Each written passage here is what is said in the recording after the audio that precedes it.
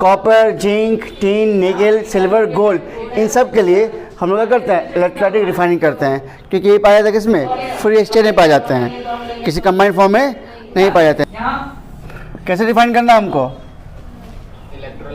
हाँ इलेक्ट्रोलाइटिकली। तो इसमें क्या होता है स्टेप में, तो पहले सबसे पहले हम जानते हैं, डायग्राम को पहले समझ लेते हैं। इसमें देखो दो इलेक्ट्रोड है, एक हमारा नेगेटिव टर्मिनल जिसे हम कहते हैं कैथोड, एक हमारा पॉजिटिव टर्मिनल जिसे कहते हैं एनोड। तो दो टर्मिनल है, ठीक है। यहाँ से हमने क्या किया, सर्किट ज्वाइन किया, ठीक है, ये पोटेंशियल डिफरेंस हो गया, की हो गया, और यहाँ से इलेक्ट्रॉन फ्लो हो रहा है।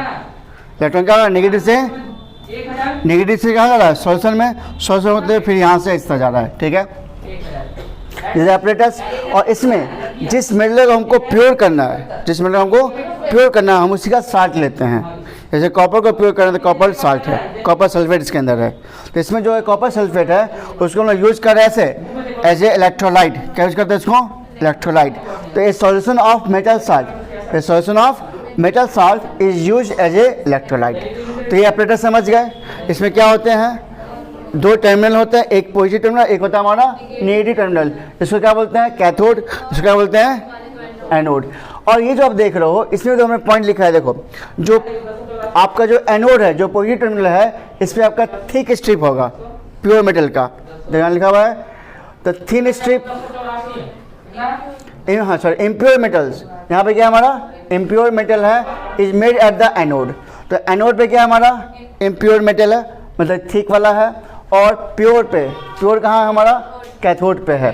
तो थिन स्ट्रिप वहाँ पे जो आप देख रहे हो ये थोड़ा चौड़ा और जैसा पतला है। तो कह रहा है a thin strip of pure metal is made at the cathode. तो प्योर मेटल आपका कहाँ पे आ रहा है, कैथोड पे आ रहा है, और इम्प्योर मेटल कहाँ पे है, एनोड पे है। ये कैसा है, ठीक है, और ये कैसा है, थिन है। और हमने क्या लिया, एक सॉल्यूशन लिया, किसका, जिस मेटल को हमको प्योर करना है, उससे हम लोग साल्ट सॉल्यूशन लेंगे, ठीक है। मैं लिखा हुआ है solution of metal salt. Metal salt समझते हो ना, जैसे मान लो कॉपर है तो कॉपर का साल्ट याद करो, अब जस्ट पढ़े हो तो क्या बन जाएगा, कॉपर सल्फेट।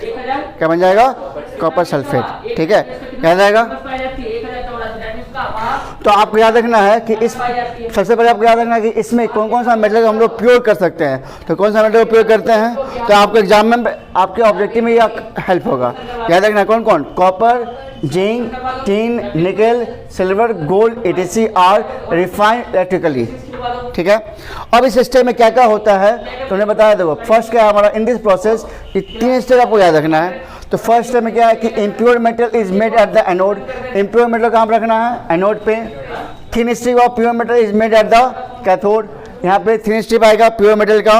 और तीसरा क्या है, एक सॉल्यूशन लेंगे जिस मेटल को हमको प्योर करना उसी का सॉल्यूशन। तो कॉपर सल्फेट ले लिया हमने। अब क्या करेंगे, आप देखो अब क्या होता है, अब यहाँ से हम लोग करंट पास कराएंगे। ऑन पासिंग द करंट, जब यहाँ से करंट पास कराएंगे तो यहाँ से क्या होगा, इस एनोड से आप देख रहे हो कि कॉपर आयन निकलेगा, करंट यहाँ से कॉपर आयन, और किधर की तरफ जाएगा, सॉल्यूशन के हेल्प से, इस इलेक्ट्रोड की हेल्प से कहाँ पहुँचेगा, कैथोड पे पहुँचेगा।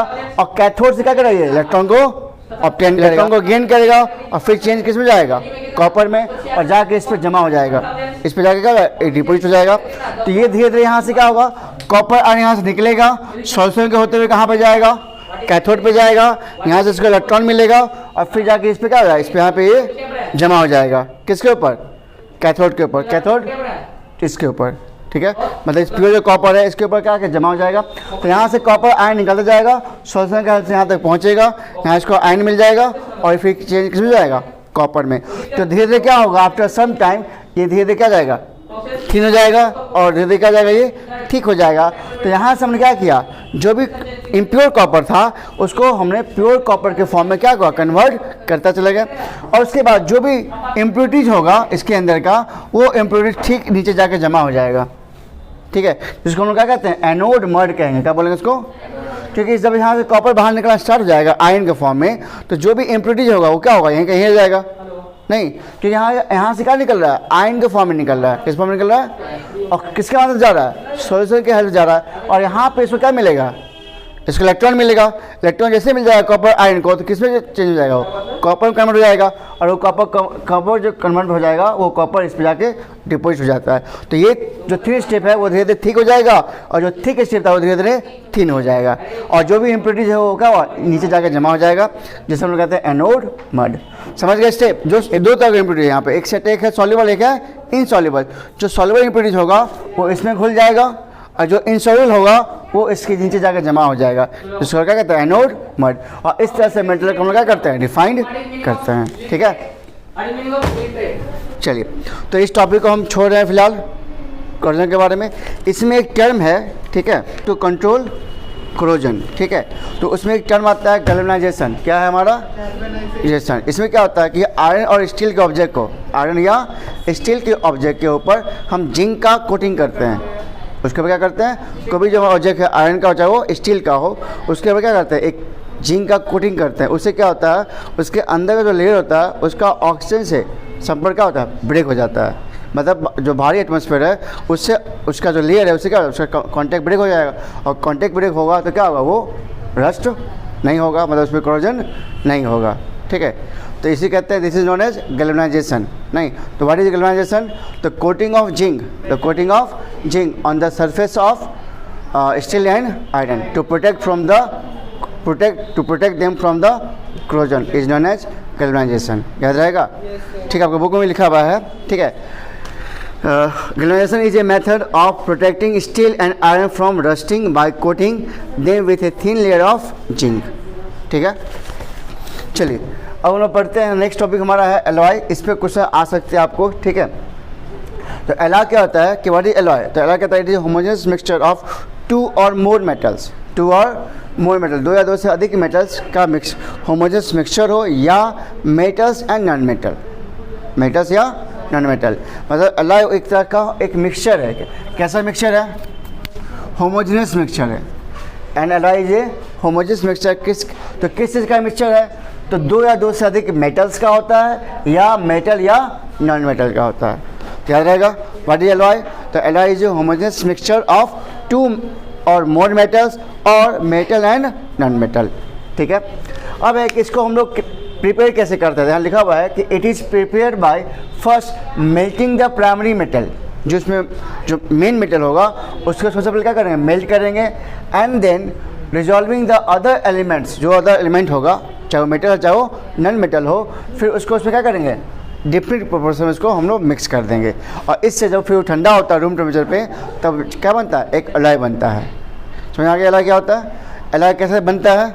ठीक है, अब है कुछ ऐसे एग्जांपल्स है, मतलब जिससे हमको बनाया गया है, जैसे कि अमलगम है। ठीक है, अमलगम का मतलब हो गया कि अगर उनमें से एक मेटल क्या हो, मरकरी हो, मरकरी के साथ अदर एलिमेंट भी हो सकता है नहीं, लेकिन अगर उसके अंदर क्या हो, मरकरी हो, तो उसका स्पेशल नेम क्या है, अमलगम। याद रहेगा?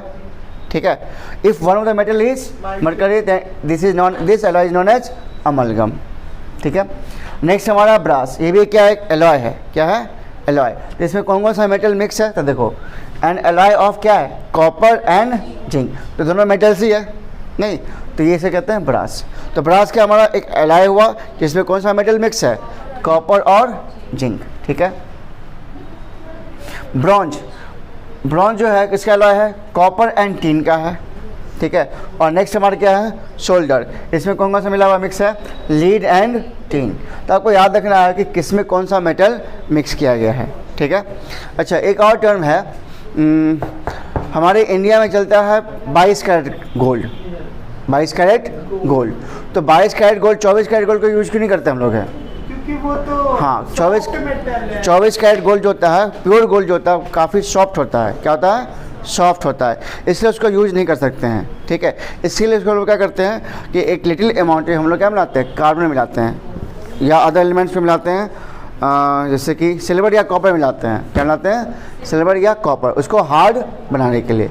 मतलब एक तरह से उसको एलॉय किया गया। क्या किया गया, एलॉय, जैसे वो क्या हो, हार्ड हो सके। ठीक इसी तरह एक और क्वेश्चन है कि हम लोग प्योर स्टील को भी, प्योर आयरन को भी यूज नहीं कर पाते हैं, वी कैन नॉट यूज।